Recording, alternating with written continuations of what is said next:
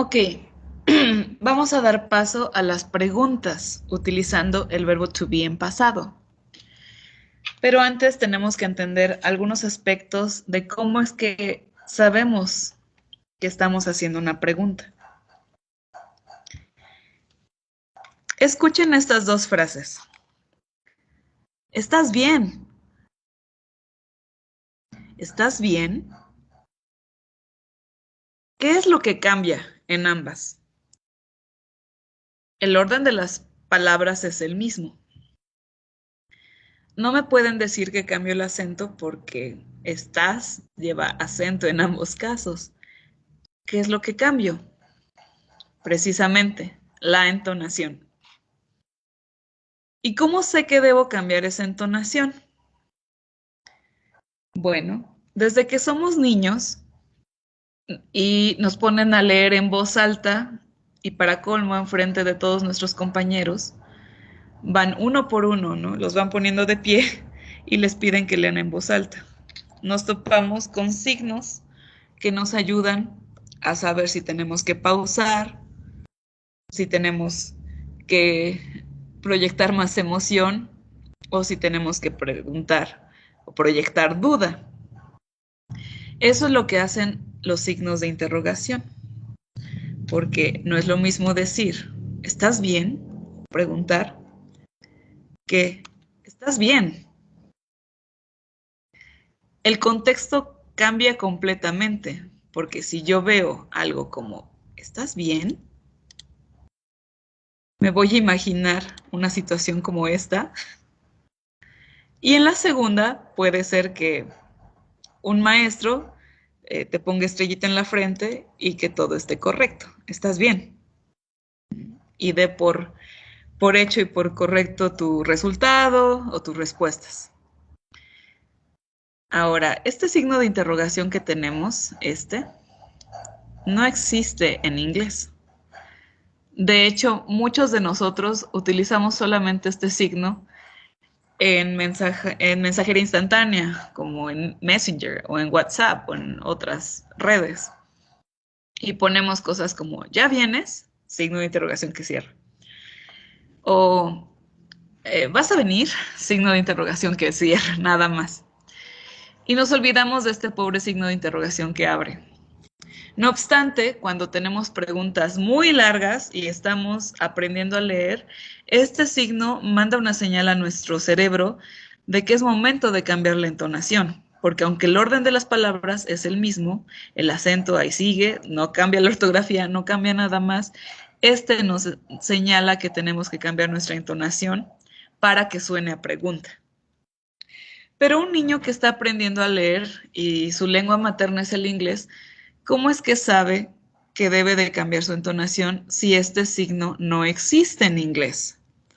Bueno, pues se crea un orden de palabras que muchas veces lo manejan en las escuelas como auxiliares. Por ejemplo, todo mundo se sabe de la secundaria preguntas como el ¿Do you like chocolate? Por ejemplo. Ahorita se las voy a poner en la siguiente diapositiva. O por ejemplo, también se sabe en la de Are you a student? O les enseñaron la de May I go to the bathroom? O to the restroom, cualquiera que les hayan enseñado. Restroom es mucho más popular que bathroom, déjenme decirles. Eso no se los dije en clase a muchos, pero se los menciono ahora. ¿Ok? Entonces, vamos a ver algunas de estas preguntas. Ok. Estas se las saben. Do you like chocolate? ¿Te gusta el chocolate? Creo que ya las borré. Me comí ahí. No, le agregué una letra que no iba. Ya la quité. Ok, ahora sí. Do you like chocolate? Or do you like soccer? Do you like pizza? Do you like soda? E ibas alrededor del salón preguntándole a todo el mundo que le gustaba, ¿no? Yes, I do. No, I don't. Tenías que responder. Are you a student? O are you a teacher? Are you an actress? Are you Mexican? Esta también se la saben. La pregunta más popular para pedir ir al baño es, may I go to the restroom? Ok, voy a hacer una pausa para explicarles esta pregunta, si es que aún no les he dado la explicación en clase. A muchos de ustedes les enseñaron que esta palabrita, en lugar de may, les decían que debían de poner can, ¿cierto? Esta. No sé si se alcanza a ver el resaltado. Ay, quizá no. Déjenme ver si puedo cambiar el color o hacer algo para que se distinga. Ok, creo que ya se ve. Ok, may, les ponían como can. Tanto may como can se traducen igual, significan poder, pero se utilizan en distintos contextos. Can es para demostrar que puedes hacer algo, que tienes la habilidad para hacerlo. Por ejemplo, nadar, silbar, andar en bici, mover las orejas, no sé, por ejemplo, levantar una ceja y la otra no, chasquear los dedos, correr muy rápido, manejar, hablar un idioma. Todas esas son habilidades físicas. O puedes o no puedes, ¿no? Entonces, cuando ustedes preguntan, ¿can I go? Es como si estuvieras preguntando si tienes la capacidad física de ir. Y pues la gente te va a decir, yo no sé si puedas, ¿no? Y la otra parte que debo señalar es esta, que creo que a muchos no se los dije en clase, restroom. Esta. Ay, ya no quiere tomarlo. A ver, déjenme ver por qué. Pero casi siempre les dicen bathroom. Ok, esta palabrita de acá. La cambian y le ponen bath y el room. Room significa habitación o cuarto, room. Entonces le agregan la palabrita bathroom, ¿no? Bathroom. Y bathroom significa cuarto de tina o de bañera. Bath es este concepto de una tina donde, no sé, te puedes estar ahí y tener un baño de burbujas. Y rest significa descanso o descansar. Entonces, pues ustedes entienden, restroom. El restroom es el cuarto de descanso y pues creo que se sobreentiende a qué se refiere. Ok, entonces la pregunta correcta para preguntar si pueden ir al sanitario es esta. May I go to the restroom? Esa es la mejor opción que tienen. Bueno, ese no es el punto. Aquí lo que les dijeron en la escuela es que esta palabrita, el do, y esta, y el can, y el may, y muchos otros, el did, son auxiliares. Y algunos maestros les dicen, es que es auxiliar porque auxilia al verbo. Pero, o sea, ¿cómo? Si yo tomo, por ejemplo, el verbo go o el verbo like y se los pongo en una diapositiva así enorme, like o go redondo así enorme, y les pregunto qué significa, muy probablemente sepan el significado. Estas palabras no requieren de ningún auxiliar para tener un significado por sí mismas. Entonces es incorrecto pensar que el auxiliar les está dando un significado. Pasa lo mismo con el sujeto. Si yo agarro you o I o we o they y los pongo en una cartulina aparte, en una pared, donde quieran, y le pregunto a alguno de ustedes qué significa, probablemente sí lo sepa. Y no requiere de ninguna palabra adicional para tener su propio significado.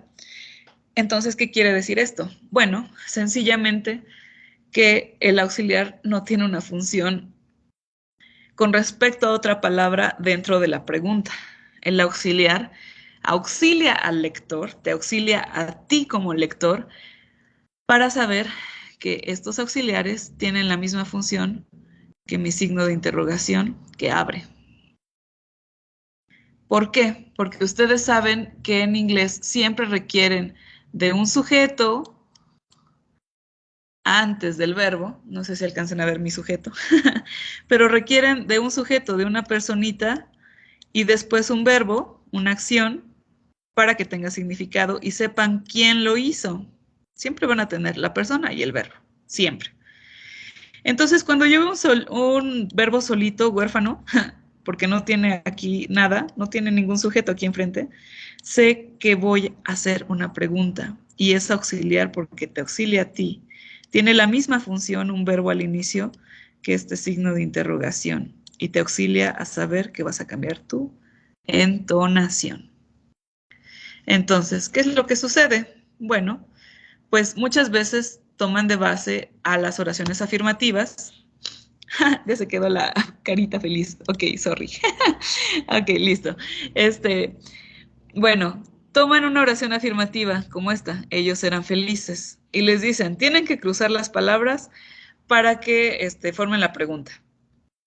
Muchos de ustedes en exámenes me han puesto, por ejemplo, los que han estudiado conmigo antes, they were happy, ponen el signo de interrogación y piensan que ya hicieron una pregunta y ¡tadadadán! Y no es así.